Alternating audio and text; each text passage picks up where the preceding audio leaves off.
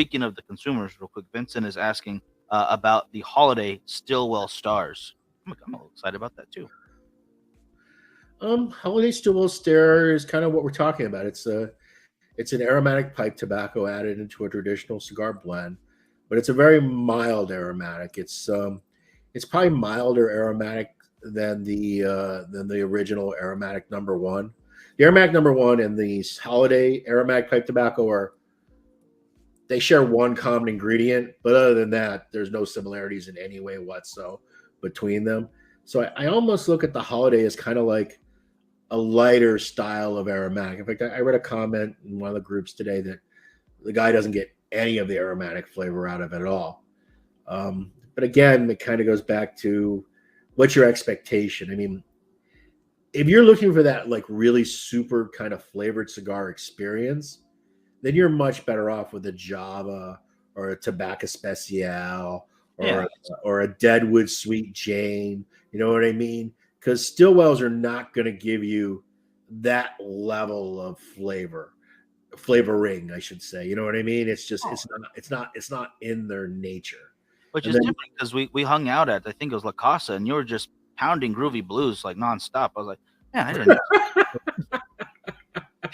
I'm just kidding. I'm just kidding, guys. But no, I totally get what you're saying. Though. It's for a different experience than yeah, the actual I flavor. also have to think there's no reason why the person that really loves a Deadwood Sweet Jane that's spending, I don't even know how much those are. They're like $8, right?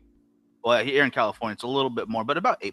Yeah, it's Yeah, not about crazy. $8 MSRP, right? Yeah, That consumer aromatic Stillwell is probably not where they want to go. You know what I mean? totally fine. It's really meant for a different consumer. Now, can I see the person that likes the Sweet Jane? It's like, hey, I like some of the aromatic Stillwells. Yes, but they're definitely gonna get way more of that flavoring kind of experience smoking a Sweet Jane than they're ever gonna get out of a Stillwell. And the thing with Stillwells is Stillwells are cigars first with a nuance of the pipe tobacco. They're not pipe tobacco cigars in the way. Now, I'm going to try playing around this year and see if I can make a much more aromatic pipe forward style product because I'm just curious. The problem you have is so most of the pipe cigars that are out there, they're really not just using pipe tobacco, they're adding flavor agents to it, right? Because the problem that you have is when you put true pipe tobacco beyond a certain proportion within a cigar, it just doesn't burn right. It actually becomes a construction related problem. So it's not possible to take a true regular pipe tobacco and just make it into a cigar. Pipe tobacco is cut and it's designed and it's fermented and it's processed in a way to be smoked in a pipe. It's not made to be smoked in a cigar format. So many times when you look at like a John T, right, which is a quintessential pipe tobacco cigar, or Oh yeah, a Middleton Black and Mild, that's a pipe tobacco cigar. Well, there's a lot of extra goodies that they're putting in a Middleton Black and Mild to make it that way that are not part of what we would consider to be premium top shelf. very So fair. Yeah, I mean you can't. I look at Stillwell as just it's a fringe product. That's what it is. it's a great product though for being for the lack of a term of fringe because I think like when you put a state for the use, I feel like fringe doesn't do it justice. I feel like unique because the ones I've had have all been really great. I very much enjoy them, and I can't wait to try the holiday. Um, so I think we need to invent another word that's more powerful than fringe. Like Yeah, like I Prince called himself the artist formerly known as. It needs another spin like that. thing is there's nothing really to do a one-to-one comparison with it. You know what I mean? Very fair.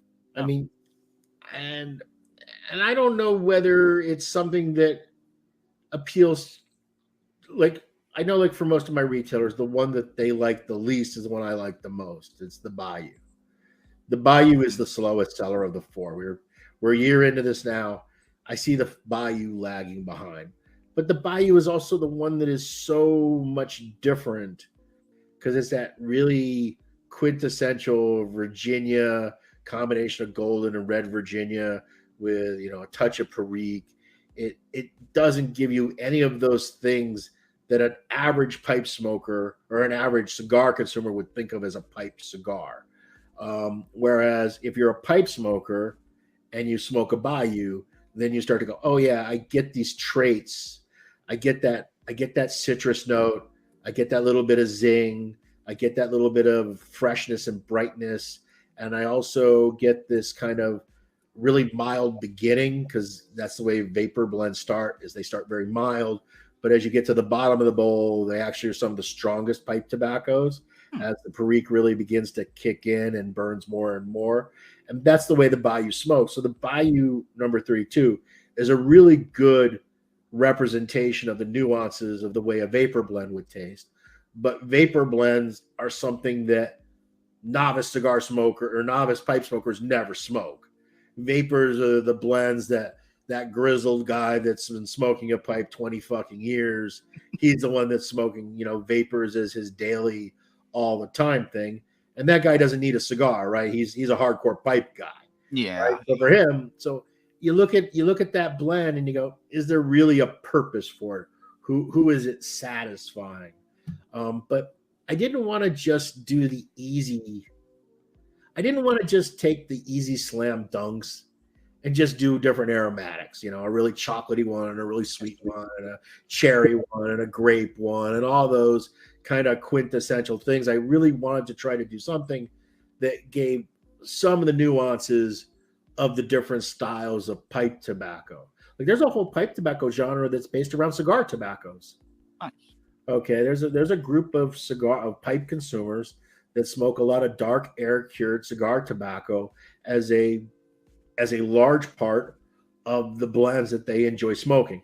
Now, obviously, there's no incentive for me to make a StillWell that's based on a cigar pipe tobacco blend, because what am I doing here, right? I'm just taking cigar pipe tobacco with cigar tobacco. That would be the most hipster thing I've ever heard of. It doesn't make any sense at all. Yeah. But one of the things that I finished the blend on is I want to do a Balkan style. Balkans are really super heavy. Okay. So, and it'll be interesting because the StillWell done with Balkan style blend is probably going to be the people that currently don't like StillWell, but they really like tricky Trocas and those style cigars. They might actually jam on that one. I like right? that. Because it's moving into their kind of taste profile. Now, whether they'll recognize the fact that it's pipish, I don't know. And what I haven't decided is I've been working on two different versions. I've been working on a more traditional Balkan, and I've also been working on kind of a Balkan Burley cross. Because American Burley is a very strong pipe tobacco. It's something that the hardcore pipe guys, they're into their Burleys, American Burleys. So we'll see. And I don't know whether I may make that the next holiday blend, which may be a huge commercial mistake, because I don't know. Yeah, I'll figure that out when I get that far. I can't. I'm just trying to survive till next week, dude.